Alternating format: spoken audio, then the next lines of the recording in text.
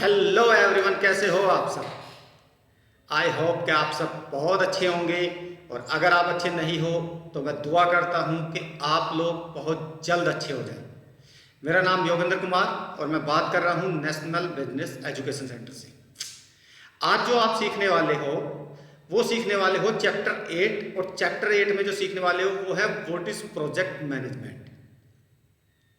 Project management क्या होता है। आपने बहुत कंपनीज को देखा होगा, बहुत बच्चों को देखा होगा जो इंजीनियरिंग करते हैं स्पेशली या एमबीए करते हैं। तो वहाँ पे क्या होता है ना, बच्चों को जब हाईली एजुकेटेड करना होता है, कुछ बहुत डीपली समझाना होता है, तो वहाँ पे प्रोजेक्ट बेस्ड कुछ चीज़ें होती है जो बच्चे को करना होता है। स्पेशली इंजीनियरिंग में छोटे छोटे प्रोजेक्ट उनको दिए जाते हैं जिससे वो इस प्रोजेक्ट मैनेजमेंट को समझ पाते हैं। अब जब बच्चा प्रैक्टिकली किसी प्रोजेक्ट पे वर्क करता है तो वो बहुत सिंसियर हो जाता है, बहुत समझदार हो जाता है, क्योंकि एटलीस्ट उसने प्रैक्टिकली वर्क किया है। लेकिन कुछ बच्चे ऐसे होते हैं जो उस पढ़ाई को नहीं कर पाते, उस लेवल की पढ़ाई नहीं कर पाते। तो उनके लिए मैंने स्पेशली ये बनाया है और बहुत ध्यान से समझना इस चैप्टर को, क्योंकि इसमें कोई भी चॉइसेस नहीं है आपके पास। अगर आप इस चैप्टर को अच्छे से समझ पाए तो आप डेफिनेटली बहुत अच्छे से अपने बिजनेस को या अपने उस काम को हैंडल कर पाओगे जिस काम को आप कर रहे हो, वो चाहे छोटा हो या बड़ा हो। ठीक है, तो इसके मैंने 2 चैप्टर रखे हैं। ये चैप्टर 1 है, चैप्टर 8, और इसके है चैप्टर 9, जिसमें मैंने आपको यहाँ पे आप सिंगल प्रोजेक्ट के बारे में समझोगे, सिंगल प्रोजेक्ट। और चैप्टर 9 में आप समझोगे मल्टीपल प्रोजेक्ट को कैसे हैंडल करते हैं। तो चलिए देरी ना करते हुए शुरू करते हैं। What is project management. Project management होता क्या है। तो बेसिकली अगर मैं बात करूं तो प्रोजेक्ट मैनेजमेंट में क्या होता है ना, ये होता है a project is created with the help of a combination of steps. मतलब किसी भी प्रोजेक्ट जो होता है, जो भी प्रोजेक्ट होते हैं, वो एक कॉम्बिनेशन होता है स्टेजेस का। स्टेजेस होती है इसमें। अब मेनली अगर मैं बात करूं तो एक सफल प्रोजेक्ट के 3 मुख्य तत्व होते हैं, 3 बेस होते हैं उसकी। ठीक है, पहला होता है डिफाइन। डिफाइन में आता है वो गोल, जिस प्रोजेक्ट को आप कंप्लीट करना चाहते हैं उस प्रोजेक्ट को कंप्लीट करने का आपका गोल क्या है। विद एग्जांपल मैं कुछ प्रोजेक्ट के बारे में आपको बता देता हूँ। हमारे देश में बहुत सारे प्रोजेक्ट चलते हैं, आपने देखा होगा। जैसे मान लो आपके गांव में एक 5 किलोमीटर की सड़क बननी है, 5 किलोमीटर की सड़क बननी है, और किसी कॉन्ट्रैक्टर को वो प्रोजेक्ट दे दिया गवर्नमेंट ने। ठीक है, अपने थ्रू कि भाई इस प्रोजेक्ट को, इस 5 किलोमीटर की सड़क को ये बंदा बनाएगा, है ना। या फिर जैसे मान लो कोई नई रेलवे लाइन बिछनी है, तो उस पर पटरी बिछाने का काम किसी और को मिलेगा, है ना। उस पर जो ट्रेन के जो इंजन्स बनाएंगे या डिब्बे बनाएंगी वो प्रोजेक्ट किसी और को मिलता है। तो ये इसी तरीके के होते हैं प्रोजेक्ट। कुछ छोटे भी होते हैं, कुछ बड़े भी होते हैं। ठीक है, तो सबसे पहले क्या होता है डिफाइन, यानी कि ये बिल्कुल फाइनली डिफाइन होता है कि इस प्रोजेक्ट में होने वाला क्या है। उसके बाद आते हैं एग्जीक्यूशन स्टेप्स, कि भाई ठीक है ये तो हमें पता लग गया हमें काम क्या करना है, अब इसको एग्जीक्यूट कैसे करना है, इस प्रोजेक्ट पे कौन कौन से स्टेप्स हमको फॉलो करने हैं, किस तरीके से इस पे काम करना है, वो चला जाता है सारा एग्जीक्यूशन में। और जो तीसरा होता है वो होता है सपोर्ट, हेल्प। यानी कि जो भी ये प्रोजेक्ट है, प्रोजेक्ट कोई भी हो सकता है, इस प्रोजेक्ट के अंदर कौन कौन आदमी या कोई टेक्नोलॉजी जो आपकी हेल्प कर सकती हो। यानी कि कोई बंदा, या तो बंदे आपकी हेल्प करेंगे किसी भी प्रोजेक्ट को कंप्लीट करने में, या कोई टेक्नोलॉजी हेल्प करेगी। इंडिविजुअल या अकेला बंदा किसी प्रोजेक्ट पे काम नहीं कर सकता, और ना ही वो उस प्रोजेक्ट को सफल बना सकता है। क्योंकि प्रोजेक्ट जो होता है ना, बहुत थोड़ा सा बहुत, ये 2 शब्द मान लो, इस दो शब्द पे ही पूरा का पूरा बिजनेस या सारा का सारा सिस्टम टिका हुआ होता है। तो इस प्रोजेक्ट को कंप्लीट करने में आपकी कौन हेल्प कर रहा है, ये आपको पहले क्लैरिटी होनी चाहिए। कोई बंदा हेल्प कर रहा है, मान लो भाई जैसे सपोज किसी बच्चे ने कोई नया स्टार्टअप शुरू किया। अब स्टार्टअप, उसके मन में आइडिया है किसी स्टार्टअप को करने का, लेकिन उसके पास पैसा नहीं है। अब पैसा उसको किसी ने हेल्प कर दी, उसके मामा ने, उसके चाचा ने, उसके भाई ने, उसकी बुआ ने या किसी भी रिश्तेदार ने उसकी हेल्प कर दी कि ठीक है बेटा, आइडिया तुम्हारे पास है, मुझको कॉन्सेप्ट अच्छा लगा, ठीक है मैं पैसे की हेल्प कर दूंगा, पैसे दे दूंगा मैं, बाकी तुम अपना काम करो। तो किसी भी प्रोजेक्ट को सफल बनाने में आपकी हेल्प कौन कौन कर रहा है ये भी आपको पता होना चाहिए। वो चाहे हेल्प कोई आदमी कर रहा हो या कोई टेक्नोलॉजी कर रही हो, ठीक है। तो ये तीन बेसिकली जो प्रोजेक्ट के तीन तत्व होते हैं, इन्हीं तीन के आधार पे प्रोजेक्ट कंप्लीट किए जाते हैं। अब थोड़ा सा और आगे चलते हैं। इसके 5 स्टेप होते हैं। किसी भी प्रोजेक्ट को जब आप एग्जीक्यूशन में लेके आते हो, जब आप उसको कंप्लीट करने की प्लानिंग करते हो, तो इसके 5 स्टेप्स होते हैं जिनकी क्लैरिटी आपको डे 1 से होनी चाहिए। डे 1 मतलब पहले दिन से आपको इन 5 के 5 स्टेप्स का पता होना चाहिए। नंबर 1 क्या आता है? नंबर 1 होता है प्लानिंग। सबसे पहले प्लानिंग होती है, और प्लानिंग सिर्फ 2 बेस पे होती है। इस पूरी दुनिया के अंदर, पूरे वर्ल्ड वाइड आप कहीं भी जाके चेक कर लेना, जब भी कोई बंदा प्लानिंग करेगा तो वो 2 चीज़ की प्लानिंग करेगा। नंबर 1 व्हाट और नंबर 2 व्हाई। व्हाट क्या होता है कि भाई क्या कर रहे हैं और क्यों कर रहे हैं। सिर्फ 2 चीज़ ध्यान रखना। जब भी आप किसी प्रोजेक्ट पे काम करते हो, आप A to Z कुछ भी कर लो, आप पढ़ाई भी कर रहे हो ना, सपोज आप 12वीं मान लो आप पढ़ रहे हो, तो आपको पता होता है कि भाई हम क्यों पढ़ रहे हैं। एक अच्छी लाइफ जीने के लिए, एक अच्छी नौकरी पाने के लिए, एक अच्छा और सफल इंसान बनने के लिए, यही होता है। तो हमेशा ध्यान रखना, प्लानिंग सबसे पहला पॉइंट्स आता है, और प्लानिंग सिर्फ 2 चीज़ों पे की जाती है, व्हाट और व्हाई। अब इसका एक एग्जांपल भी देता हूँ। मान लो एक बच्चे ने अपनी पढ़ाई कंप्लीट कर ली, ठीक है। पढ़ाई कंप्लीट करने के बाद अब उसको ऑफिसर्स बनना है, पुलिस ऑफिसर्स। तो अब उसके सामने ये तो क्लियर है कि उसको पुलिस ऑफिसर्स बनना है। अब उसमें सबसे पहला क्लियर है व्हाट क्या बनना है, उसके बाद वाई। वाई बहुत ज़्यादा इंपॉर्टेंट होता है। वाई इतना ज़्यादा इंपॉर्टेंट होता है क्योंकि ये एक तरीके से आपके अंदर एक जुनून भी भर देता है कि भाई क्यों बनना है मुझको। या तो हो सकता है मम्मी पापा की चाहत हो, या हो सकता है आप लोगों की सेवा करना चाहते हो, या हो सकता है कि आप का पैशन हो पुलिस ऑफिसर्स बन के काम करना, या कुछ भी हो सकता है। देखो ये इसमें ये प्लानिंग का फेज होता है, तो इसमें बच्चे को ही क्लैरिटी होती है कि वो क्या कर रहे हैं और क्यों कर रहे हैं। ये बड़े बड़े प्रोजेक्ट जो होते हैं, आज अगर मैं बात करूं, यूपी के अंदर बहुत सारे प्रोजेक्ट चल रहे हैं, देश के अंदर बहुत सारे प्रोजेक्ट चल रहे हैं जो गवर्नमेंट चलाती है। बिजनेसमैन अपने प्रोजेक्ट पे काम कर रहे होते हैं, जो इंटरनल कंपनी के प्रोजेक्ट होते हैं, छोटे हो या बड़े हो, जो भी प्रोजेक्ट होते हैं, उसमें ये 2 चीज़ें सबसे पहले इनको क्लियर होती है, ठीक है। अब जब ये 2 चीज़ें क्लियर हो जाती है, जो दूसरे पॉइंट आता है वो आता है बिगिनिंग। ये 2 चीज़ क्लियर होने के बाद बच्चा क्या करता है, वो करता है शुरुआत। यानी कि अब शुरू कर दो भाई, ये तो हमें क्लियर है हमें क्या करना है, हमें ये भी क्लियर है क्यों करना है, ये 2 चीज़ें बिल्कुल क्लियर है। अब जो पॉइंट आता है वो आता है शुरुआत।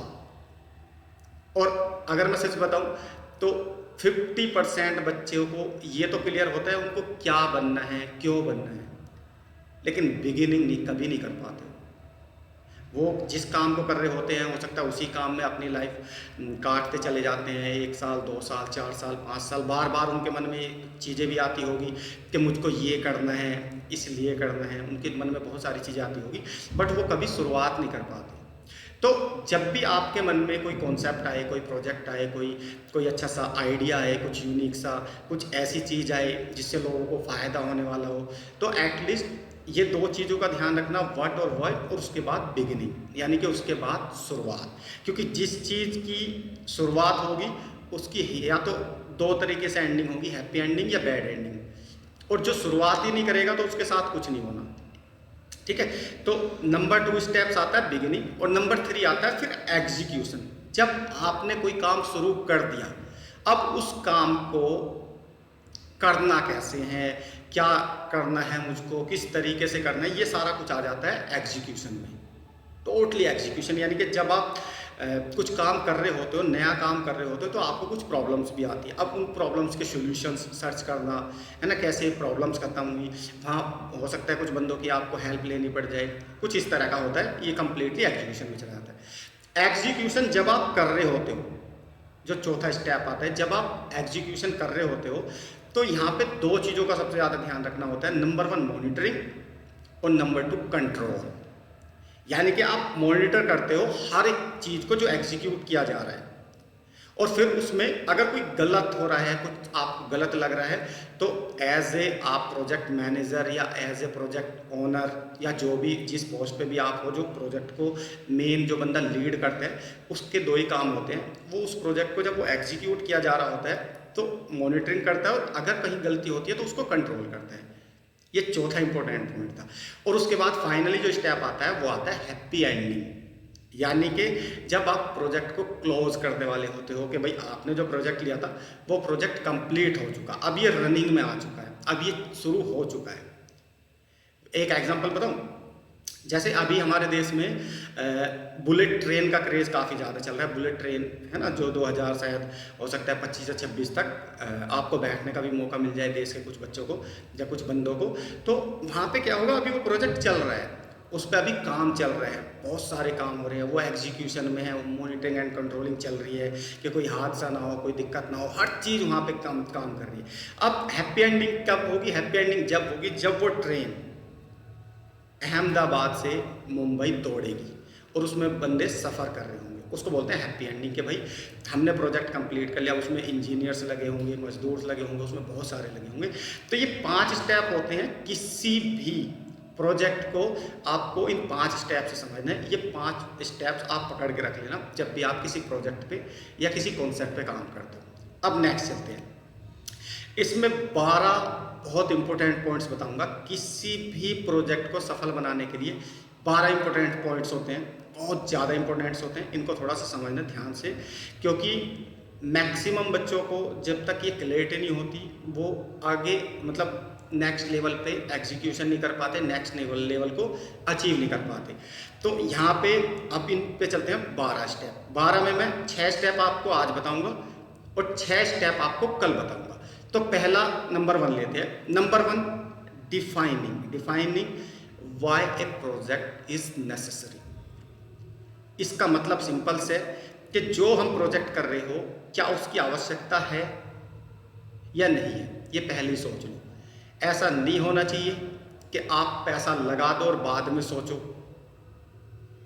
और बाद में पता लगा कि यार ये तो हमें करने नहीं था, गलत स्टेप ले लिया। तो सबसे पहले आपको ये जरूर करना है कि भाई मेरा जो प्रोजेक्ट है वो क्यों नेसेसरी है, आवश्यकता उसकी ज़रूरत ही क्यों पड़ी इस प्रोजेक्ट को बनाने की। क्या इस प्रोजेक्ट के बिना काम नहीं चल सकता, और अगर इसके बिना काम चल सकता है तो कम पैसे में या कम बजट में किस तरीके से चल सकता है, वो पहले ही सोच लो आप।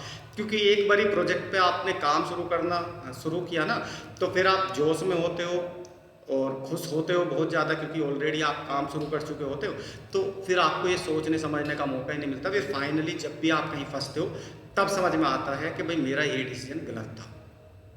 ठीक है, तो सबसे पहले आपको ये डिफाइन करना है, बिल्कुल क्लियर करना है, ट्रांसपेरेंसी के साथ क्लियर करना है कि भाई जो प्रोजेक्ट आप शुरू करने जा रहे हो वो क्या आवश्यक है। अगर आवश्यक है तो फिर डेफिनेटली आप एग्जीक्यूशन की साइड चलो, है ना, और अगर नहीं है तो फिर रुक जाओ, समझ जाओ, किसी बंदे से पूछ लो, किसी की सलाह लेनी हो ले लो, जो भी करना है वो कर लो। अब दूसरा पॉइंट, क्रिटिकल पॉइंट क्या आता है? दूसरा पॉइंट आता है अंडरस्टैंडिंग, समझना। किसी भी प्रोजेक्ट को जब आप एग्जीक्यूशन की साइड लेके जाते हो, जब उस पर काम शुरू करते हो, तो उस प्रोजेक्ट में रिक्वायरमेंट्स क्या क्या आने वाली है, किन किन चीज़ों की ज़रूरत आपको पड़ने वाली है। कुछ प्रोजेक्ट छोटे होते हैं, मान लो भाई हो सकता है आपका प्रोजेक्ट 1 महीने का हो, 2 महीने का हो, 6 महीने का हो, 1 साल का हो। कुछ बड़े प्रोजेक्ट 5-5 साल 10-10 साल भी चलते हैं। तो आपको अंडरस्टैंडिंग करनी है, समझना है कि आपके जो प्रोजेक्ट है, जो भी आपने प्रोजेक्ट लिया है, उसकी रिक्वायरमेंट क्या क्या है, क्या किन किन चीज़ों की आपको ज़रूरत पड़ने वाली है इस प्रोजेक्ट को कंप्लीट करने के लिए। नेक्स्ट चलता है स्पेसिफाई क्वालिटी स्पेसिफाई होनी चाहिए, है ना। एंड जो डिलीवरेबल प्रोजेक्ट होना चाहिए। ऐसा नहीं है कि वो बीच में रुक जाए, डिलीवरेबल मतलब डिलीवर हो जाए आसानी से। ऐसा नहीं है कि भाई आपने आधा अधूरा या इनकम्प्लीट प्रोजेक्ट छोड़ दिया, डिलीवर हो ही नहीं पाया। उसके बाद जो सबसे क्रिटिकल पॉइंट आता है, वो क्रिटिकल पॉइंट आता है एस्टिमेट करना, एस्टिमेट रिसोर्सेज एंड टाइमलाइन। यानी कि आपके पास वो एस्टिमेट भी होना चाहिए कि इसमें जो रिसोर्सेज यूज़ होंगे वो क्या क्या होंगे और टाइमलाइन क्या है। मैं एक एग्जांपल के साथ समझाता हूँ आपको। हो सकता है कि भाई आपने जो प्रोजेक्ट स्टार्ट किया हो वो प्रोजेक्ट काफ़ी यूनिक हो, काफ़ी बड़ा हो और काफ़ी ज़्यादा अच्छा हो। अब उसमें हो सकता है आपको पूरी प्रॉपर नॉलेज ना हो, तो ये कि भाई आपको प्रॉपर नॉलेज नहीं है, आपको गाइड करने के लिए कोई कंसल्टेंट, किसी कंसल्टेंट की ज़रूरत है, किसी ऐसे बंदे की ज़रूरत है जिसने बहुत सारे प्रोजेक्ट को सफल बनाया हो। तो यहाँ पे क्या उस बंदे की आपको ज़रूरत है कुछ इस तरह का, या फिर आपको वेल एजुकेटेड बंदे या वेल ट्रेंड बंदे जो उसी फील्ड से, जिस फील्ड का आपका प्रोजेक्ट है, उनकी रिक्वायरमेंट है। या फिर ऐसा होता है कई बार क्या होता है, जैसे मान लो सपोज आप किसी प्रोजेक्ट को एग्जीक्यूट करते हो, और मान लो भाई आपने कोई प्रोजेक्ट लिया, अब आप उसको एग्जीक्यूशन की साइड ले जा रहे, आपने कोई मशीन बाय की, क्योंकि मशीन की हो सकता है आपको ज़रूरत पड़े, है ना। अब मशीन की ज़रूरत, आपने ऑर्डर दे दिया, अब मशीन आनी थी मान लो 20 दिन लेट हो गई, तो इसमें क्या हुआ, इसमें आपके प्रोजेक्ट डिले हुआ, 20 दिन डिले हुआ। 20 दिन मशीन लेट आने की वजह से आपका जो काम था, जो 20 दिन पहले चलने वाला था, वो 20 दिन बाद शुरू हुआ। तो इस तरीके से बहुत सारी चीज़ें होती है जो पहले ही आपको क्लियर करनी होती है, यानी कि एक प्रॉपर टाइमलाइन, प्रॉपर एस्टिमेट, है ना, स्पेसिफाई क्वालिटी, जो भी क्वालिटी आपको चाहिए होती है, जो जो रिक्वायरमेंट चाहिए होती है, वो सारी चीज़ें आपको पहले से ही प्लान करके रखनी होगी। बाद में करोगे तो दिक्कत होगी, प्रोजेक्ट डिले होता चला जाएगा, और जितना ज़्यादा प्रोजेक्ट डिले होगा उतना आपकी मुश्किलें बढ़ती जाएगी, क्योंकि पैसा आप लगा चुके हो। अब यहाँ पे जब इस लेवल पे चले गए तो पैसा लगा चुके हो, और एक एक दिन जितना भी उस प्रोजेक्ट पे खर्चा आ रहा है, चाहे वो 100 आ रहा है, चाहे 200 आ रहा है, चाहे 1000 आ रहा है, चाहे लाख आ रहा है, चाहे 10 लाख आ रहा है, वो पैसा तो जा रहा है ना आपकी जेब से। तो इसलिए बहुत ध्यान रखना, एस्टिमेट रिसोर्सेज एंड टाइमलाइन बहुत ज़्यादा इंपॉर्टेंट होती है किसी भी प्रोजेक्ट को अच्छे से एग्जीक्यूट करने के लिए। ठीक है, अब तीसरे पॉइंट पे चलते हैं। तीसरा इंपॉर्टेंट पॉइंट आता है preparing the business cases of to justify the investment. मतलब आपको क्या प्रिपेयर करना है। आप जब भी किसी प्रोजेक्ट पे काम करते हो तो आपको जो इन्वेस्टमेंट होने वाला है, जो पैसा लगने वाला है, उसकी भी तो जस्टिफिकेशन होनी चाहिए ना, कि भाई कितना लग रहा है, कहाँ जा रहा है, क्या हो रहा है। एटलीस्ट ट्रांसपेरेंसी के साथ आपके सामने होना चाहिए, प्योर ट्रांसपेरेंसी के साथ, क्योंकि प्रोजेक्ट पे काम हो रहा है तो पैसा जा रहा है। अब पैसे की अगर जस्टिफिकेशन नहीं होगी, कोई बंदा आपको प्रॉपर तरीके से ये क्लैरिटी ना दे पाए कि भाई आपका इतना पैसा यहाँ पे खर्च हुआ, इतना पैसा यहाँ पे खर्च हुआ, और उसकी फाइनली मॉनिटरिंग आपको नहीं हो, या आप समझ नहीं पा रहे कि यार पैसा जा कहाँ रहा है, कैसे जा रहा है, तो वो भी आपको ध्यान रखना है। क्योंकि प्रोजेक्ट में जब पैसा लगना शुरू होता है तो हो सकता है कुछ बंदे ऐसे भी आ जाते हैं जो मज़े लेने वाले होते हैं, एटलीस्ट सीरियस नहीं होते, या बहुत सारी चीज़ें होती है, और एक की जगह दो का माल आपको परचेज़ करवा देते हैं, बहुत सारी चीज़ें होती हैं। ठीक है, तो ये बिजनेस केसेस में ध्यान रखना। अगर आप छोटे व्यापारी हो या छोटा मोटा काम है तो उसके लिए मैं बड़ी वो नहीं कह रहा हूँ, मैं बात कर रहा हूँ जब आप 10, 20, 50 लाख का गेम खेलते हो, या जब आप करोड़ों रुपए का गेम खेलते हो, उस टाइम ज़रूरत होती है, क्योंकि उस बंदे को जो ऑलरेडी इतना बड़ा रिस्क लेके इस प्रोजेक्ट पे काम कर रहे हैं, उसको ये चीज़ें क्लियर होनी चाहिए। अब नेक्स्ट चलते हैं, नेक्स्ट आ जाते हैं securing corporate agreements and funding. Securing corporates agreement and funding. अब यहाँ पे थोड़ा सा ध्यान से समझने वाली बात होती है। इसमें आता है सिक्योरिंग कॉर्पोरेट एग्रीमेंट्स। देखो, जब भी कोई कंपनी किसी प्रोजेक्ट में काम करती है तो उसे बहुत सारे बंदों की ज़रूरत पड़ती है। लाइक जैसे मान लो भाई अगर लेबर का काम है तो ठेकेदार की ज़रूरत पड़ेगी, अगर कहीं पे फिनिशिंग का काम है तो वहाँ पे लेबर्स की ज़रूरत पड़ती है, या आप ऑटोमोबाइल सेक्टर में हो तो मैन्युफैक्चरर की ज़रूरत पड़ती है ना। तो यहाँ पे बहुत सारी चीज़ों की आपको ज़रूरत पड़ती है। अब इसमें आपको क्या करना है, जो एग्रीमेंट होते हैं, जो पॉलिसीज़ आप बनाओगे इस प्रोजेक्ट को, कि भाई इस टर्म्स एंड कंडीशन पे या इस एग्रीमेंट पे मैं आपको ये काम दे सकता हूँ, इतना पैसा मैं दूंगा, या इतना ये सब मेरा एस्टिमेट है। और वो सिक्योर एग्रीमेंट करना, जल्दबाजी में गलत एग्रीमेंट मत करना कि पता लगा आपने किसी ऐसे बंदे को हायर कर लिया और बीच में प्रोजेक्ट छोड़ के भाग गया, तो उसमें आपका प्रोजेक्ट तो डिले होगा ही होगा, और आपने सेफली या सिक्योरिंग एग्रीमेंट नहीं किए थे, ये भी आपका लूज पॉइंट हो सकता है। तो ध्यान रखना, securing corporate agreements and funding, पैसे का लेन देन भी बहुत ध्यान से करना है, ये अपने लिए भी और सामने वाले के लिए भी, यानी कि खुद के लिए भी और अपने वेंडर के लिए भी। अब अपने लिए क्या करना है? अपने लिए इसलिए करना है कि देखो, जब भी आप किसी प्रोजेक्ट पे काम करते हो, जो बड़े लेवल की कंपनियां हैं, ऐसा नहीं होता कि भाई उनके पास पैसों की कमी नहीं होती।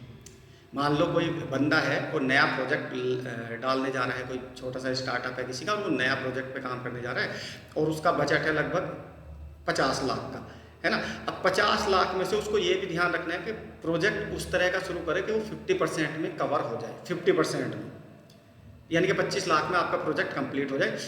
25% आपको सेफली अपने पास रखना है, ताकि अगर कोई दिक्कत आ जाए, कोई परेशानी आ जाए, कोई उतार चढ़ाव आ जाए तो आप झेल लो।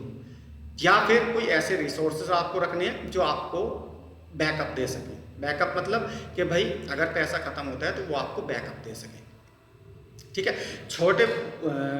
जो छोटे बच्चे हैं जो स्टार्टअप करने की सोचते हैं या किसी प्रोजेक्ट को करने की सोचते हैं, उनके लिए भी, और जो बड़े कॉर्पोरेट्स हैं या बड़ी कंपनीज हैं उनके लिए भी, ये रूल सबके लिए सेम होता है। अब चलते हैं पांचवें इंपॉर्टेंट पॉइंट पे। पांचवें इंपॉर्टेंट होता है developments and implementation of the management plan for the project. अब जब भी आप किसी प्रोजेक्ट पे काम करते हो तो आपको कुछ डेवलपमेंट्स की ज़रूरत होती है, कुछ डेवलप कर रहे होते हो आप, कुछ नया कर रहे होते हो, कुछ नई इनोवेशन कर रहे होते हो, कुछ नया इनोवेट कर रहे होते हो, कुछ नया क्रिएट कर रहे होते हो। तो वहाँ पे डेवलपमेंट्स का और इम्प्लीमेंटेशन का आपको बहुत ज़्यादा ध्यान रखना है, और प्लान उस तरीके का होना चाहिए जहाँ पे जो आपकी टीम हो। मान लो आपकी टीम अगर छोटी है, 10 बंदों की है, तो 10 बंदों की, और अगर आपकी टीम बड़ी है कि भाई 50-60 बच्चे काम कर रहे हैं, या हो सकता है किसी प्रोजेक्ट में तो हज़ारों बंदे काम करते हैं, तो प्लान बिल्कुल क्लियर होना चाहिए सबके लिए। डेवलपमेंट्स और इम्प्लीमेंटेशन प्लान बिल्कुल क्लियर होना चाहिए, ट्रांसपेरेंट होना चाहिए। ऐसा नहीं होना चाहिए कि भाई सामने वाले बंदे को पता ही नहीं है, वो टोटली टाइम वेस्ट कर रहे हैं। जब तक उनको पता नहीं लगेगा, जब तक पूरा प्लान उनके सामने नहीं होगा, वो काम भी नहीं कर पाएंगे। फाइनली एग्जीक्यूशन में बहुत ज़्यादा दिक्कतें आती है कि यार वो ठेकेदार ही बताएगा, या वो बंदा ही बताएगा, या इंजीनियर साहब ही बताएंगे, क्योंकि ये जो है ना, ये आपको पहले ही बता के रखना है, ताकि आपका प्रोजेक्ट एक भी मिनट या डिले ना हो। बस इसका मेन पर्पज़ है कि डिले ना हो। डेवलपमेंट्स एंड इम्प्लीमेंटेशन जो होते हैं किसी भी प्रोजेक्ट के, वो आप पहले ही उनको बता के रखें कंप्लीटली, अपनी टीम को, अपने मैनेजमेंट टीम को, ठीक है। अब चलते हैं छठे पॉइंट पे, जो बहुत ज़्यादा क्रिटिकल है। ये आता है leading and motivating the project delivery team. जब भी आप किसी प्रोजेक्ट पे काम करते हो तो उस प्रोजेक्ट पे क्या होता है, एक टीम लगी हुई होती है जो उस प्रोजेक्ट को डिलीवर कर रही होती है। विद एग्जांपल मैं बताता हूँ। जैसे मान लो आपका प्रोजेक्ट है कि भाई आपको एक नया घर बनाना है, ठीक है। ये आपने प्रोजेक्ट ले लिया और घर का बजट रख दिया कि मुझको 20 लाख रुपए लगा के घर बनाना है। अब घर अच्छा जब ही बनेगा जब लीडर एक होगा, सुनेगा सबकी, लेकिन लीड करने वाला एक ही बंदा होगा। यानी कि जो आपके यहाँ टीम काम कर रही है, जो मिस्त्री काम कर रहा है, जो लेबर काम कर रही है, जो प्लम्बर काम कर रहा है, जो भी बंदा काम कर रहा है आपके यहाँ पे, A to Z जो भी बंदा काम कर रहा है, उसको एक ही बंदा लीड करेगा और एक ही बंदा मोटिवेट करेगा।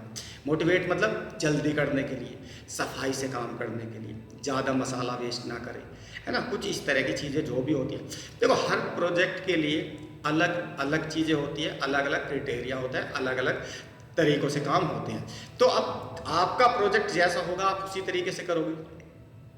मैक्सिमम बंदों ने जिन्होंने अपना घर कभी नहीं बनाया तो उनको पता ही नहीं होगा कि घर यार बनाया कैसे जाता है, क्या चीज़ों की ज़रूरत पड़ती है, कितना महंगा आता है सामान, कितना महंगा आता है। तो वो भी एक प्रोजेक्ट ही हो जाता है, बड़ा प्रोजेक्ट हो जाता है। एक जिस बच्चे ने घर नहीं बनाया अगर वो अपना घर बना रहा है तो इसमें आपको ये ध्यान रखना है कि जो लीड करने वाला है और जो टीम को मोटिवेट करने वाला है वो एक ही बंदा होना चाहिए।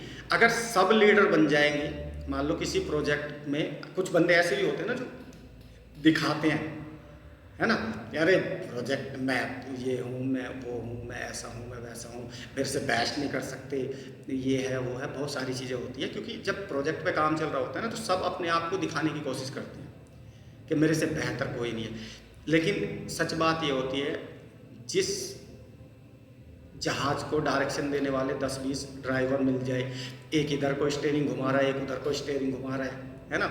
एक बोल रहा है सीधा चलो, एक बोल रहा है रोक लो, तो वो बीच में नैया डूबने वाली होती है वहाँ।